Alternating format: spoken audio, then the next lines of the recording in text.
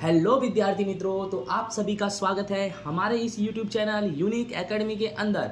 तो बच्चों, आज हम गाला असाइनमेंट पेपर नंबर 6 का विभाग नंबर सी विषय आंकड़ा शास्त्र सॉल्व करने जा रहे हैं। इसके पहले मैंने पेपर नंबर 1 से पेपर नंबर 5 का विभाग सी बनाया, आपने देखा होगा और आपको अच्छे से समझ में भी आया होगा। तो प्लीज़ चैनल को सब्सक्राइब कर देना, ओके। क्योंकि मैं आप लोग के लिए मेहनत कर रहा हूँ, तो आप लोग को एक छोटा सा मेहनत करना है, बस चैनल सब्सक्राइब करना है, ओके। देखो, पहला क्वेश्चन 31 नंबर है, सूचकांक के लक्षण बताओ। तो सूचकांक के लक्षण क्या होते हैं? तो सूचकांक के लक्षण में पहले तो ये जानो कि सूचकांक है क्या। तो सूचकांक चल राशि में होने वाला प्रतिशत परिवर्तन दर्शाता है और यह एक सापेक्ष माप है, ठीक है। सूचकांक चल राशि में होने वाले प्रतिशत परिवर्तन दर्शाता सापेक्ष माप है। फिर यह इकाई से क्या होता है? मुक्त होता है। यह एक तुलनात्मक माप है, ठीक है। यह दो भिन्न समय की परिस्थिति के प्रतिशत गुणोत्तर द्वारा तुलना करता है, ठीक है। उसके बाद यह एक औसत माप है जिससे यह औसत के सभी लक्षणों को धारण करता है और यह एक भारित औसत है। यह क्या है? एक भारित औसत, ओके। नेक्स्ट 32 है, संपूर्ण धन सहसंबंध और संपूर्ण ऋण सहसंबंध की आकृति बनाकर उसके बारे में बताना है। तो बच्चों, ये देखो जो आकृति है, यह है संपूर्ण धन सहसंबंध, राइट ना। इसमें क्या लिखा है? यदि कार्य कारण के संबंधित दो यादृच्छिक चल की कीमत में एक ही दिशा में समान प्रमाण में परिवर्तन हो तो एक चल की कीमत में एक इकाई वृद्धि या एक इकाई कमी हो तो दूसरे चल की कीमत में उसी प्रमाण वृद्धि और कमी हो तो दो चलों के बीच कौन सा संबंध है? संपूर्ण धन सहसंबंध है। इस तरह से देखो, इसमें आपको दिखाई दे रहा है एक ही इकाई में वृद्धि हो रही है और सभी में क्या हो रहा है? एक समान। इन दोनों के बीच की जो दूरी है क्या है? एक समान है। यानी सिंपल सी बात है, दोनों इकाई में जो वृद्धि हो रही है वो भी एक समान हो और कमी हो तो वो भी एक समान हो, ठीक है। उसके बाद देखो ऋण सहसंबंध, ये देखो उल्टा है इस तरह से थोड़ा। तो यदि कार्य कारण के संबंधित दो यादृच्छिक चल कीमतों में विरुद्ध दिशा में समान प्रमाण में परिवर्तन, ऊपर वाला जो है उसका उल्टा, विरुद्ध दिशा में वृद्धि और कमी दोनों हो, लेकिन कौन सी दिशा में हो? विरुद्ध दिशा में हो, ठीक है। इस प्रकार इसे क्या बोलेंगे? संपूर्ण ऋण सहसंबंध बोलेंगे। क्या बोलेंगे? संपूर्ण ऋण सहसंबंध। क्वेश्चन नंबर 33 क्या है? निश्चितांक के अंक का उपयोग बताओ। तो निश्चितांक के अंक का उपयोग क्या है? यदि r² बराबर 1 प्राप्त हो तो नियत संबंध रेखा प्राप्त अंदाज 100% विश्वसनीय है। निश्चितांक के उपयोग में सबसे पहला पॉइंट क्या लिखना है? यदि कैपिटल R² बराबर 1 हो तो नियत संबंध रेखा से प्राप्त अंदाज 100% विश्वसनीय होता है। फिर यदि R² बराबर 0 हो तो नियत संबंध रेखा से प्राप्त जो निश्चितांक होता है, राइट ना, प्राप्त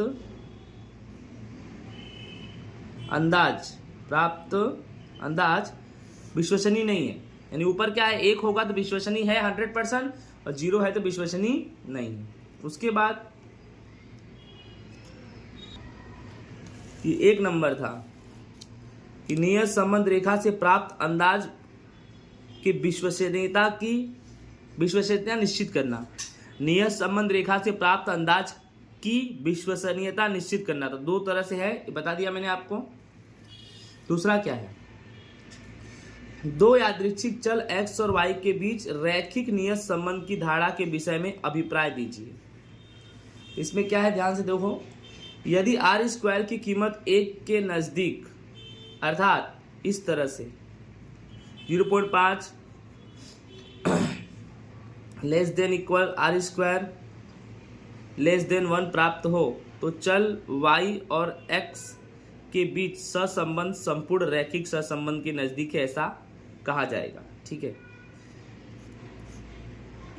उससे चल x और y के बीच रैखिक नियत संबंध की धारणा योग्य है, ऐसा कहेंगे।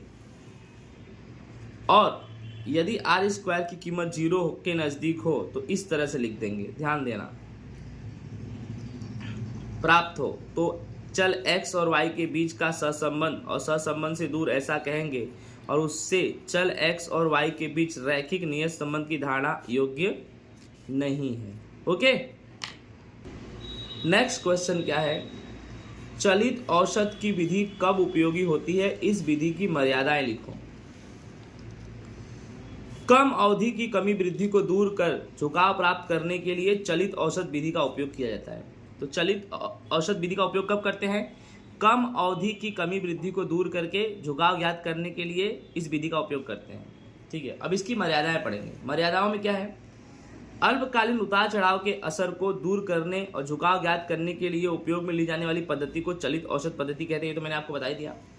पहला नंबर मर्यादा है, जब चलित औसत का समय काल योग्य ना हो तो उस पर से मिलने वाला झुकाव का मूल्य निश्चित नहीं होता। ठीक है। दूसरा, इस पद्धति में शुरुआत के अंतिम समय तक झुकाव का मूल्य अमुक समय के लिए नहीं मिलता। ठीक है। नेक्स्ट, इस पद्धति में भविष्य के अनुमान के लिए कोई निश्चित गणितीय पद्धति नहीं है। Okay.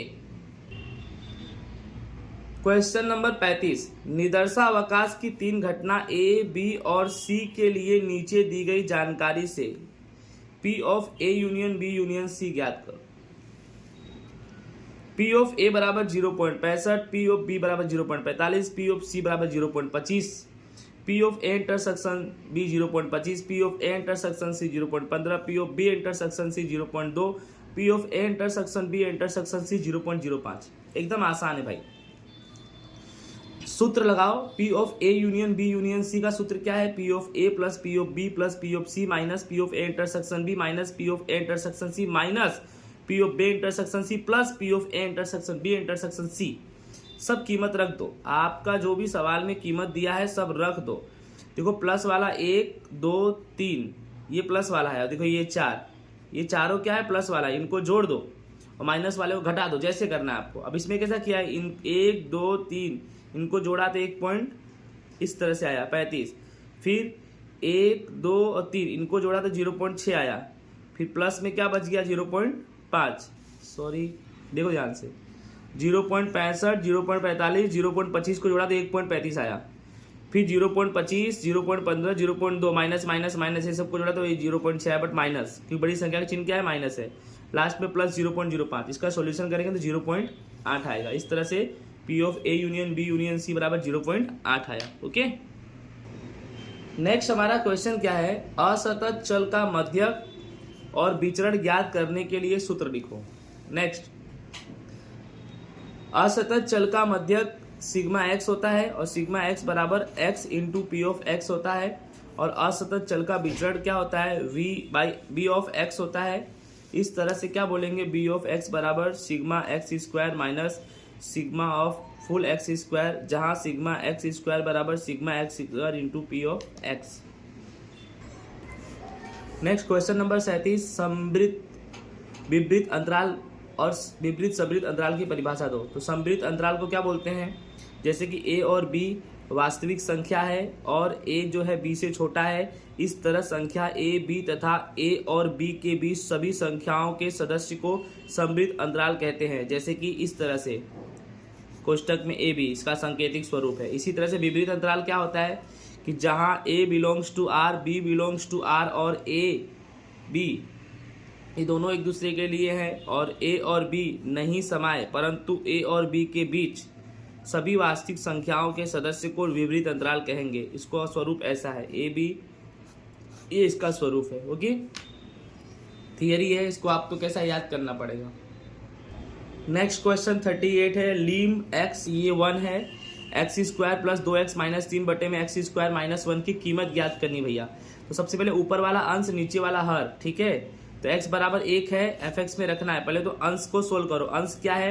X square plus 2x minus 3, इसका गुणनखंड करो। x के आगे कुछ नहीं तो कितना 1, तो 1 लास्ट में कितना है 3, तो प्रथम पद का अंतिम पद में गुणा करो तो 3 आएगा। अब 3 का ऐसा फैक्टर करो कि जोड़ने घटाने में कितना आना चाहिए? बीच वाला यानी 2, तो 3 1 कम 3, 3 में से 1 गया 2, पर 3 को क्या मानेंगे? प्लस, और 1 को माइनस, क्योंकि आंसर प्लस में चाहिए। ठीक है, अब यहाँ लिख दो, देखो एक्स स्क्वायर, फिर देखो प्लस 3x, फिर माइनस 1x, फिर माइनस 3 लिख दिया। फिर ये देखो x कोष्टक में क्या लिख दो? x plus 3। कैसे? x को कॉमन ले लिया, x 2 बार यहाँ 1 बार बचा, प्लस x से x हटा 3, फिर माइनस 1 कॉमन ले लिया, फिर x minus minus plus x plus 3। आपका उत्तर x माइनस 1 आएगा, दूसरा x प्लस 3 आएगा। ठीक उसी प्रकार से हम हर को सोल्व करेंगे। एक्स स्क्वायर माइनस वन यानी एक्स का स्क्वायर है तो वन का भी स्क्वायर, ए स्क्वायर माइनस बी स्क्वायर का फॉर्मूला एक बार घटाएंगे एक बार जोड़ेंगे तो एक बार एक्स माइनस वन एक बार एक्स प्लस वन। करना क्या है, ऊपर अंश का आंसर कितना आया x minus one x plus one, हर का आंसर कितना है x minus one x plus one, x minus one से एक्स माइनस वन कटेगा, एक्स प्लस थ्री बटे में एक्स प्लस वन बच गया। ठीक है, तो एक्स की जगह पे हम कितना वैल्यू पुट करेंगे, वन करेंगे, क्योंकि एक्स बराबर हमारा कितना दिया है, वन दिया है। ठीक है, तो one plus three upon one plus one, तो one plus three is equal four, one plus one is equal two, four by two, four को टू से डिवाइड करेंगे तो दो हमारा क्या आ जाएगा आंसर। नेक्स्ट हमारा लास्ट क्वेश्चन 39 है, लाभ के विधेय पी को महत्तम बनाने तथा उत्पादन खर्च के विधेय को न्यूनतम बनाने के लिए शर्त लिखो। तो पॉइंट हमारा यही है, उत्पादन खर्च के विधेय सी को न्यूनतम बनाने की शर्त, तो दो शर्त है। पहला नंबर शर्त है आवश्यक शर्त D C by D X बराबर जीरो, और दूसरा नंबर है पर्याप्त शर्त यानी डी स्क्वायर सी बटे में D x square greater than zero धन। ओके, ये हमारा पेपर हो गया शॉर्ट।